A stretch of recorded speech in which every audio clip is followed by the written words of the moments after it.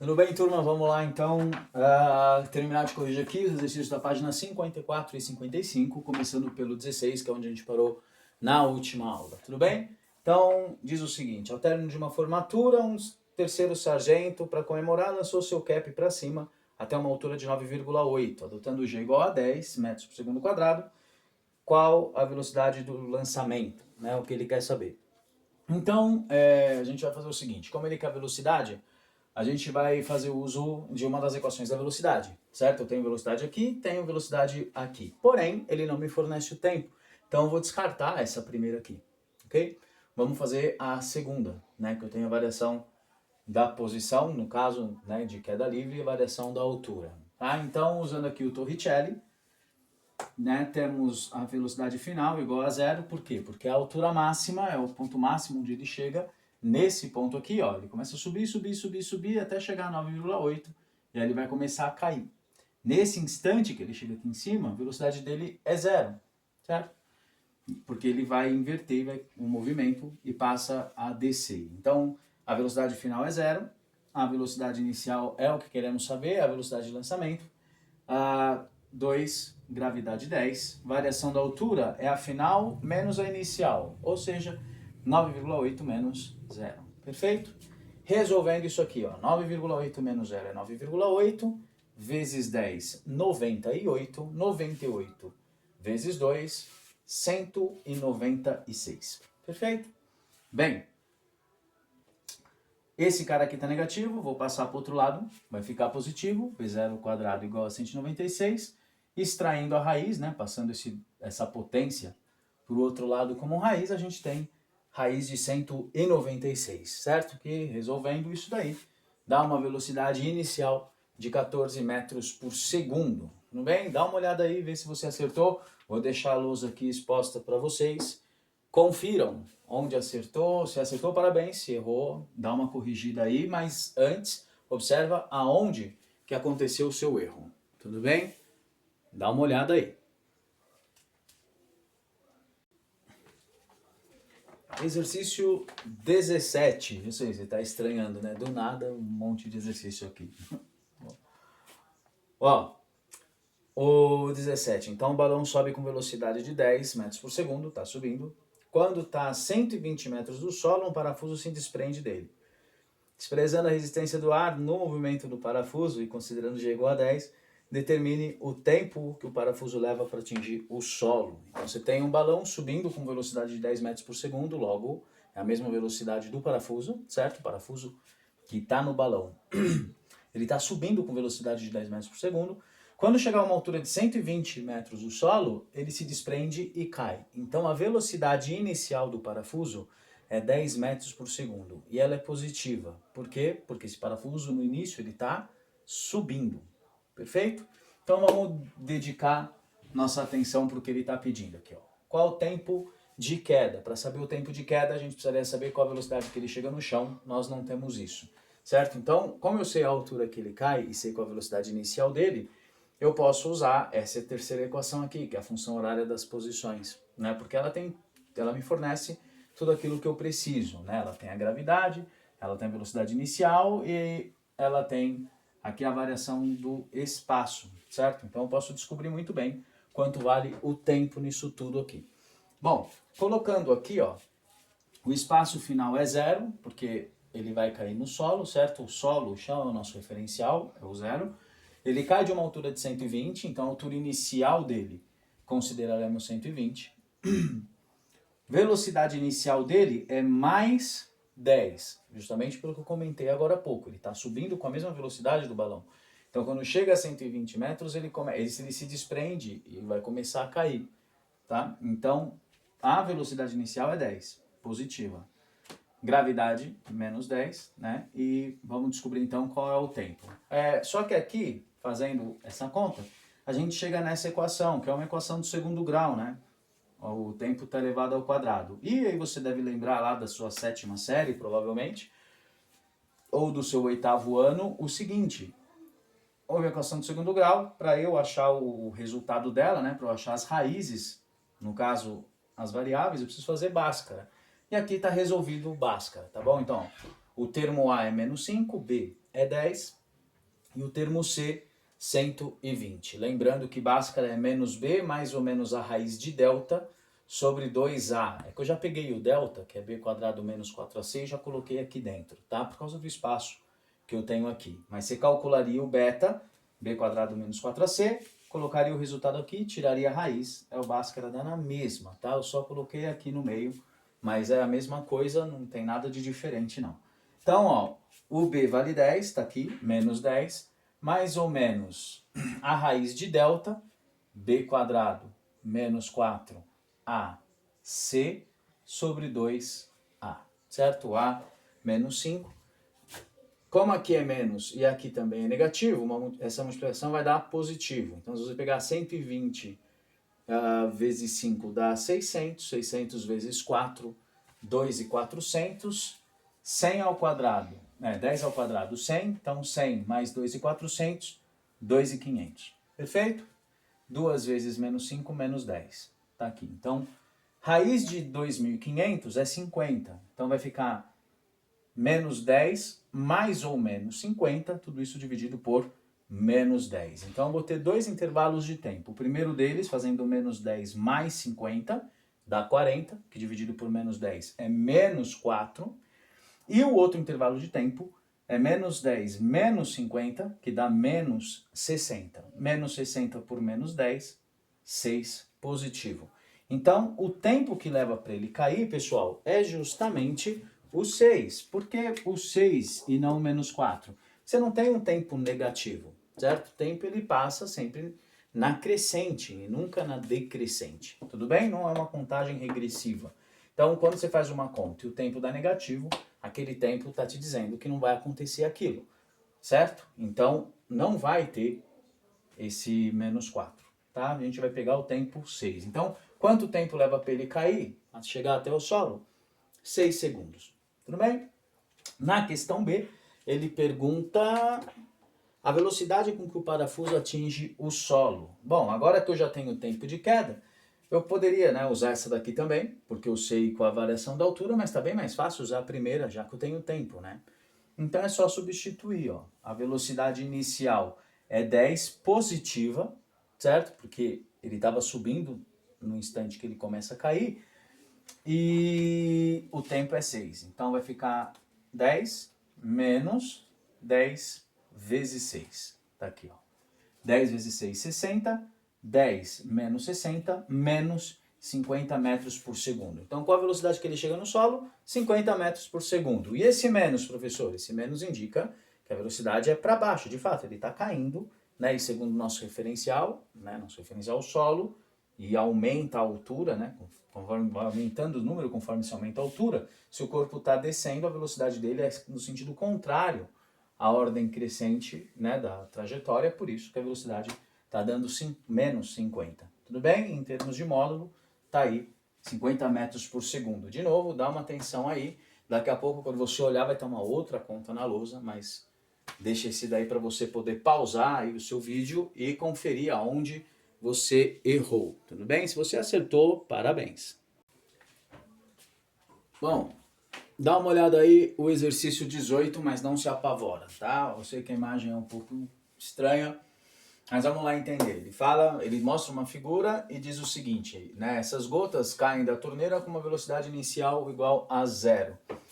Um dado importante do exercício é que o intervalo de tempo entre as gotas são iguais, certo? Então, ele cai numa razão constante, essas gotas, né? E aí você tem na figura mostrando pra gente a distância A de uma gota até a outra e a distância B, né? Vamos colocar aí da primeira gota até a quarta gota que está caindo, tudo bem? Então essa é a primeira gota, caiu, tá aqui uma imagem paralisada do evento acontecendo. Aí ele pede pra gente qual que é a razão entre B e A, ou seja, essa distância B e essa distância A. Qual a razão entre elas, né? Então vamos analisar o seguinte, para saber a razão entre elas, eu preciso saber que tamanho é esse aqui, primeiramente. Então, eu vou pegar aqui a equação das posições, tudo bem? S igual a S0 mais V0t menos G sobre 2t quadrado. Vou passar esse S0 para cá, negativo, né, subtraindo. S menos S0 é o ΔS, né? A variação do espaço, ou seja, no nosso caso, a variação da altura. Tá bom? Então tá aqui a equação que a gente vai usar.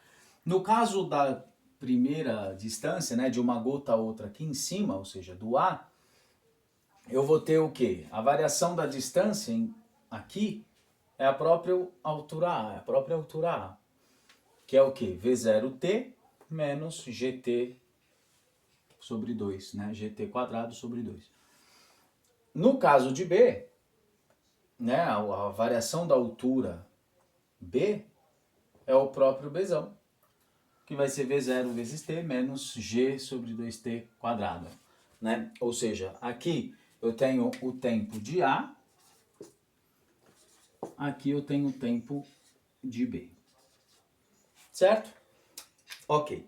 Porém, como eu disse antes, o exercício no enunciado fala que o intervalo de tempo entre as gotas é o mesmo.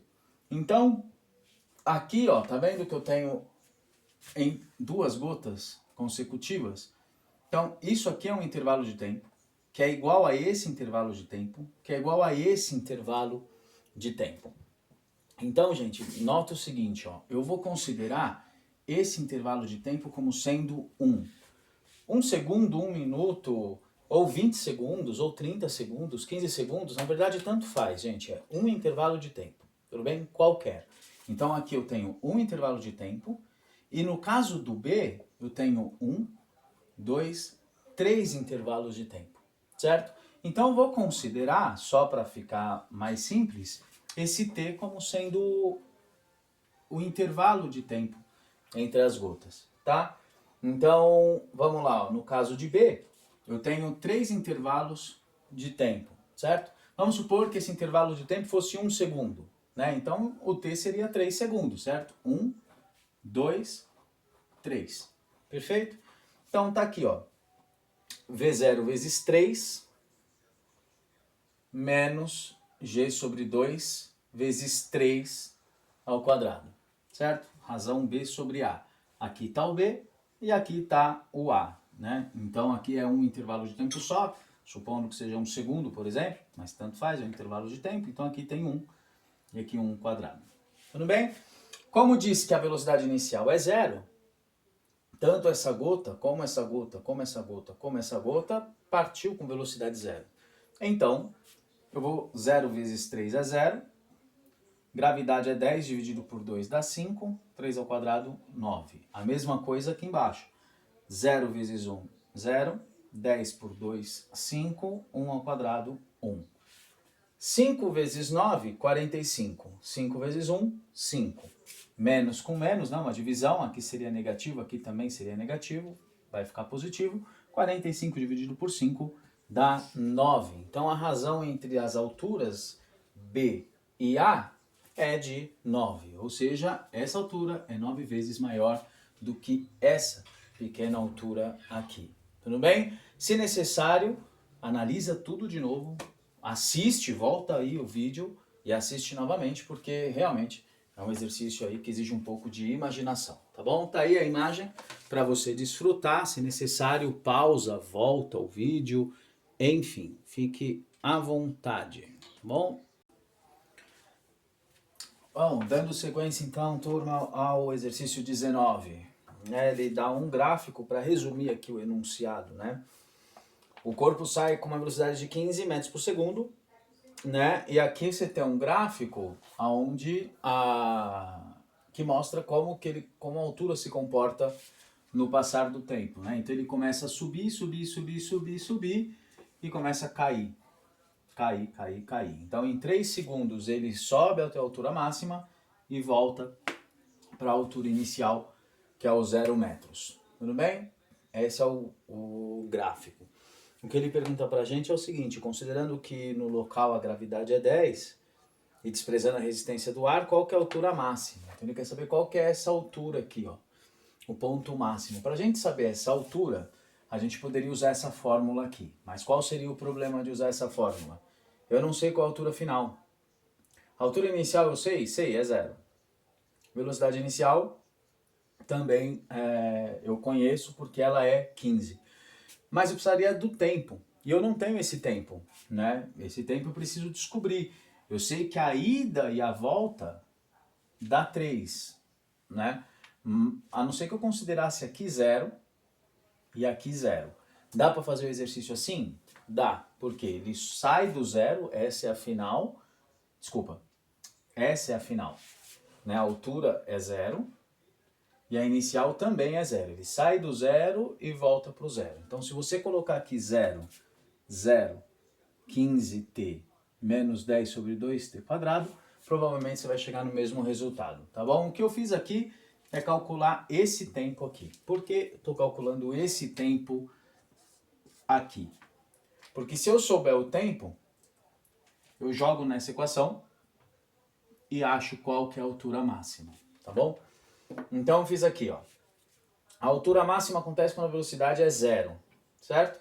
Então usando aqui a equação da velocidade, ó, a velocidade final sendo 0, a inicial é 15 e é positiva porque ele começa subindo, perfeito?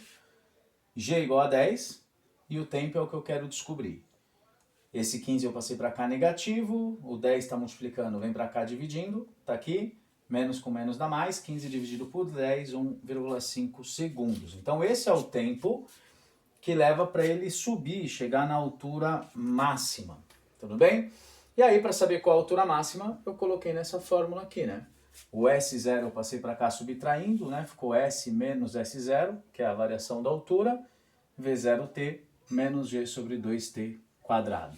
Então coloquei aqui, ó, V0 é 15, o tempo nós achamos aqui, 1,5, G vale 10 e o tempo 1,5, só que agora ao quadrado.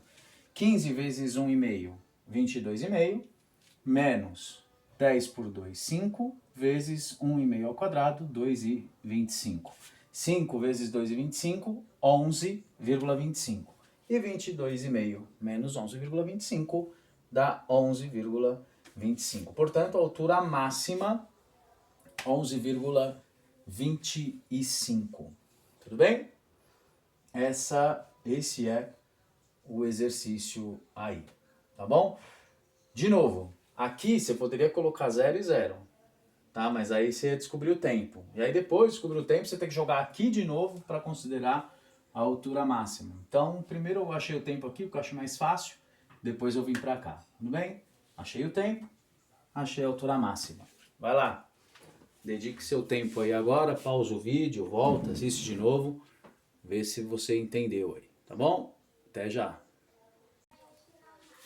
Bom, o exercício 20 é verdadeiro ou falso, pessoal? Você tem aqui um planeta A, aqui você tem um planeta B, e aí a descrição das quedas, tá bom? Nota que aqui o objeto em A, ele percorre uma distância de 5 metros, e aqui no planeta B ele percorre uma distância menor do que 5 metros, tá? Essa bolinha vermelha aí indica. O que ele fala é o seguinte, as duas são abandonadas do repouso, ou seja, a velocidade inicial de ambas é 0. Uma na Terra, uma em Marte. Após um segundo,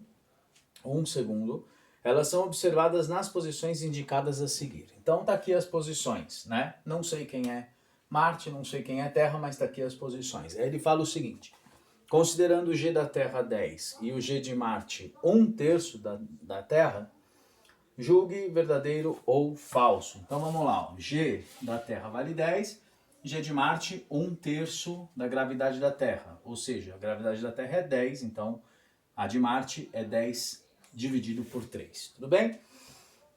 Bom, a primeira afirmativa dele é a seguinte. O planeta A corresponde à Terra e o planeta B corresponde a Marte. Como é que a gente sabe se isso é verdadeiro ou falso? Muito simples. Qual tem a gravidade maior? A Terra. Então, se a Terra tem a gravidade maior, ela vai atrair o corpo com uma aceleração maior, ou seja, ele vai agregar maior velocidade e vai percorrer uma distância maior num menor intervalo de tempo. Como o intervalo de tempo para ambos é 1 segundo, essa daqui percorreu mais, um espaço maior do que essa percorreu, ou seja, a gravidade desse é maior do que esse. Portanto, planeta A é a Terra e o planeta B é Marte. Tudo bem? Afirmativa 1, verdadeira. A segunda afirmação, o módulo da velocidade da partícula em Marte 3 segundos após ser abandonada é 30. Eu vou pegar a equação da velocidade, né, em Marte, vai ser V0 menos G de Marte, vezes o tempo. Então a velocidade em Marte vai ser V0 igual a 0, a gravidade é 10 terços da Terra, né, 10 dividido por 3, e o tempo 3 segundos. Cancelo 3 com 3, 0 menos 10, 10 metros por segundo, ok? Ou menos 10 metros por segundo, já que ele está caindo para baixo. Essa é a velocidade de Marte. Então, é bem falsa, tá? A afirmativa, a segunda afirmativa é falsa. Terceira, a pedra que é abandonada na Terra percorreu uma distância de 20 metros após 2 segundos de queda. Vamos lá, saber quanto que ela percorreu aqui, ó. Variação da altura, V0t menos g sobre t quadrado, né? Tô pegando já esse S menos S0, né? Passando esse S0 para cá. Então tenho aqui a variação da altura, perfeito? Delta Y. Velocidade inicial, 0. Gravidade, 10 dividido por 2, 5. O tempo é 2 segundos. 0 vezes t, 0. 5 vezes 2 ao quadrado. 2 ao quadrado, 4. Vezes 5, 20. Então, a variação da altura é de 20 metros. Tudo bem? Se você quiser colocar menos 20, não tem problema também, porque matematicamente é até correto, né? Eu que não pus o sinal aqui, mas agora a gente coloca, não tem problema. Aqui, ó. Menos 20 metros, né? Porque ele está percorrendo daqui para baixo, ele está caindo. Perfeito? Então tá aí. Ele teria percorrido 20 metros em 3 segundos, portanto está corretíssimo, né? Depois de 2 segundos, desculpa. Na quarta afirmativa, para que a pedra abandonada em Marte adquira a mesma velocidade da abandonada na Terra, ela deve percorrer uma distância 3 vezes maior que a percorrida pela pedra na Terra. Então, para a gente saber isso daí, vamos ter que fazer conta, vamos ter que comparar as duas, certo? Bem, qual que é a velocidade na Terra? Né? Considerando aqui, ó, V0 igual a 0, né? Tá aqui, ó, pegando aqui por Torricelli, né? Velocidade ao quadrado na Terra vai ser a velocidade inicial, que é 0, menos 2 vezes 10 delta HT. E em Marte, a mesma coisa. Velocidade inicial 0, menos 2 vezes a gravidade em Marte, delta H em Marte. Tudo bem? Bom, como a gente quer que para essas velocidades serem iguais, ele fala que uma tem que percorrer o triplo da outra. Então vamos igualar as velocidades para fazer uma comparação entre as distâncias, entre as alturas percorridas, né? Então, vou pegar esse e igualar com esse, né? Já cancela aqui o sinal de menos, né? Igualando as duas, corto o sinal de menos com o outro. Aqui eu tenho 2 vezes 10, aqui eu também tenho 2 vezes 10, vou cortar, cancela. Então, o HT vai ser o delta HM sobre 3. Esse 3 eu vou passar para cá multiplicando. Então, a variação da altura em Marte tem que ser igual a triplo da variação da altura na Terra, que é justamente o que ele afirmou aí no enunciado. Então, a quarta também é verdadeira, de modo que o nosso exercício ficou assim, ó, verdadeiro, falso, verdadeiro, verdadeiro. Ou seja, só a segunda afirmativa é falsa, ok? Bom, esses foram os exercícios aí que eu passei para casa, né? Se você acertou, parabéns. Se você errou, parabéns. Observa onde você errou e aprenda com seus erros. E se você não fez, aí é um problema, tá bom? Mesmo que você não tenha entendido, você tinha lá o vídeo, podia correr atrás, podia tentar de qualquer forma. Física, infelizmente, você só aprende pondo a mão na massa, tudo bem? Tem que correr atrás, tem que investigar mesmo, e sim, eu sei, é difícil, tá? Foi assim comigo, será assim também com vocês, né? Tomara que não seja mais, a gente torce para que não seja, mas a gente reconhece que de fato é difícil, né? Mas não se preocupe, você tá achando difícil? É difícil mesmo, tá bom? É normal, não vou mentir para você, a gente aprende, né? E com o tempo, mas só aprende com prática. Eu espero que vocês pratiquem, né, bastante para poder fazer. A gente vai ter uma aula agora, né, nessa próxima aula que vocês vão assistir depois desse vídeo. É uma aula ao vivo, uma aula online, na qual eu vou explicar para vocês os gráficos dos movimentos, tá? Tanto no movimento uniforme quanto no movimento uniformemente variado, ou seja, um com velocidade constante, o outro com aceleração constante. Então a gente vai ter uma aula basicamente sobre gráficos, tá bom? E na semana que vem, na sexta-feira, a gente vai ter uma atividadezinha aí, tá bom? Uma atividadezinha que é daquelas assim, né, valendo nota, tá? Então, fiquem atentos, né? E estudem, tá? Tirem dúvidas, busquem o plantão, enfim, tá? Mas é baseado nesses exercícios e também naqueles que eu vou te explicar daqui a pouquinho. Tudo bem? Assiste, reassiste, busca os seus erros, busca as suas dúvidas, tá bom? Tira e até a próxima, que aliás é daqui a pouco, tá bom? Tomar um café e já venho aí. Tchau, tchau.